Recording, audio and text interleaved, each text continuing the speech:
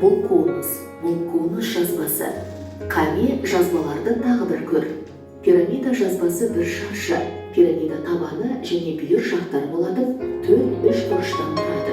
Цилиндр жазбасы екі дөңгелек, табандары және цилиндрдің бүйір. Міне біріншісін оқиын. Жазық фигуралар кеңістік фигуралардан құралады. Кеңістік фигуралар жазық фигуралардан құралады. Жазық және кеңістік фигуралардың айырмашылығы жоқ. Кім шығады тақтаға? Келем. Мынасы. Келем. Ал жазбасын белгіледі. Қайсысын жазбасы? Мынаны? Мына фигураны жазбасын біледі? Иә. Енді тексереміз. Дұрыс па екен? Білгенім жөн.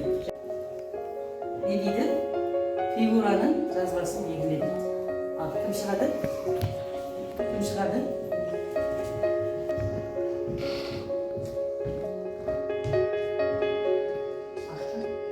Сол ма?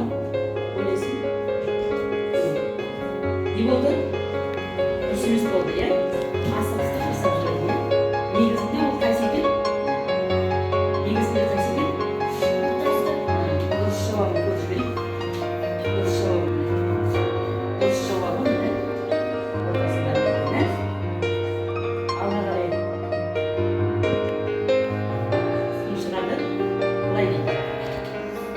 Жазба қай текшеге сәйкес келеді? Мына жазба қай текшеге сәйкес келеді? Оқият қарап алыңыз балалар. Оқият қарап алыңыз. Міне, жазбаны көріп тұрсыздар ма? Бір нүкте, үш нүкте қалай қойылады көріп тұрсыздар ма? Міне, үш нүктенің басында бір нүкте тұр ма? Оның басында 6 нүкте тұр, ә? Мынадан көрмей тұр. Үш нүктенің басында бір нүкте бар, иә? Бірақ 6 нүкте жоқ, көрмейді. Мынада үш нүкте, бір нүкте бар. Міне. Нешінші тапсырмадан қате жібергендерін көріп тұр. Неше алдыңдар? Видеоны тоқтата саласында. Анан аға, біз бүгін математика сабағында мына фигураларды өттік. Оларды геометриялық фигура дейді екен. Дана, геометриялық емес, геометриялық фигуралар. Иә, геометриялық. Осы фигуралар қалай сызылады екен? Үйреніп алдың ба? Иә, сызып көрсетейін бе? Қане, көрсете ғой. Төрт бұрыштан бастаймын. Оны сызу үшін алдымен 4 нүкте қоямын.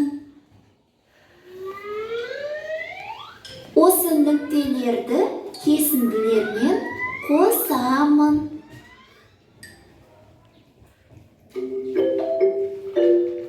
Міне бұл жазық фигурасы. Міне 4 бұрыш шықты. Дұрыс, Дана. Жақсы түсіндірдің. Ал енді жан-жағына қарашы. Осы бөлмеде 4 бұрыш заттар бар ма? Тапшы.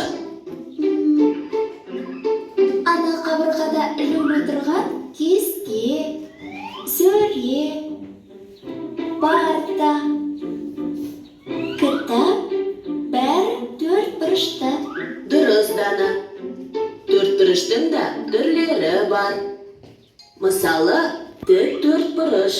Оның қарама-қарсы қабырғалары тең болады. Ал барлық қабырғалар тең болатын тік 4 бұрыш шаршы деп аталады. Қабырға? Ол 4 бұрыштың қай жері?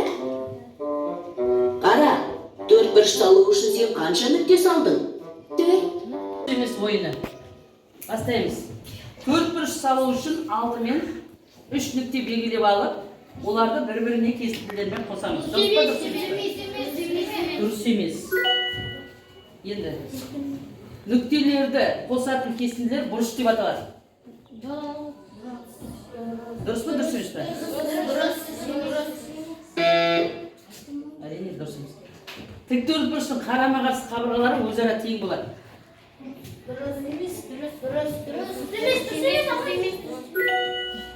Так, енді тыңда. Барлық қабырғалар тең болатын тік 4 бұрыш шаршы деп аталады. Өзара қиылысқан қабырғалардың арасында 3 бұрыш пайда болады.